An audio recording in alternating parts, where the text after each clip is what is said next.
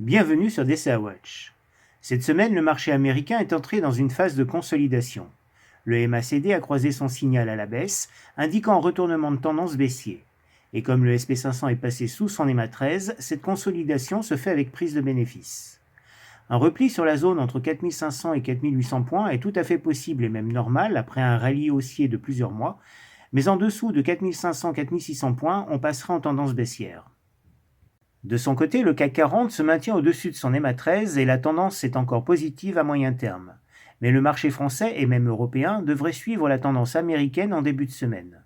Techniquement, le cours peut venir s'appuyer sur le support des 7600 points sans remettre en cause la tendance de fond.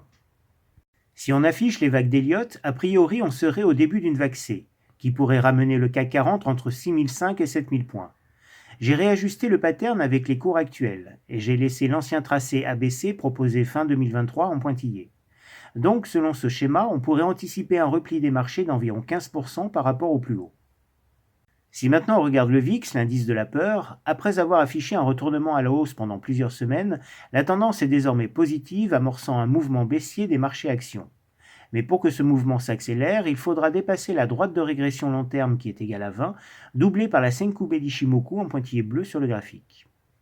Du côté des matières premières, l'or est toujours orienté à la hausse, avec les incertitudes géopolitiques, mais aussi les incertitudes sur les taux d'intérêt qui auront des impacts sur les dettes bancaires et souveraines, et peut-être même aussi dans l'immobilier.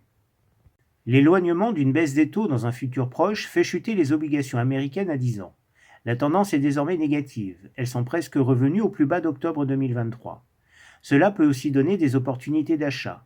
Puis on surveillera le dépassement de la Senkube d'Ishimoku pour confirmer un retour à la hausse du marché obligataire quand les taux baisseront. Et pour terminer, si on compare les différentes classes d'actifs pour voir où les capitaux ont été investis depuis la remontée des taux par la Fed en 2022, on voit que la décrue du dollar a d'abord profité à l'or puis ensuite au marché actions. Mais aujourd'hui, le SP500 repasse sous l'investissement en dollars, c'est-à-dire en monétaire, ce qui n'est pas un signe encourageant. Sur un an glissant, l'or a rattrapé les marchés actions qui ont amorcé leur baisse. On peut se demander si l'or a atteint son potentiel de hausse en prenant le relais sur les actions. Et on voit que le dollar accentue son ascension qui avait débuté progressivement en début d'année. Enfin, sur 3 mois glissants, on voit que la hausse des actions commence à piétiner depuis la fin mars au profit de l'or. Et la baisse du SP500 ces derniers jours le rapproche de plus en plus de dollars. Si l'indice américain le casse à la baisse, ce sera un très mauvais signal pour les actions. Donc, pour conclure, le mouvement haussier qui a débuté en novembre touche à sa fin. Les marchés actions ont besoin de consolider. Et si le mouvement baissier s'accentue, on attendra des opportunités d'achat pour entrer dans le marché. Voilà pour cette semaine. Sur ce, bon investissement à tous.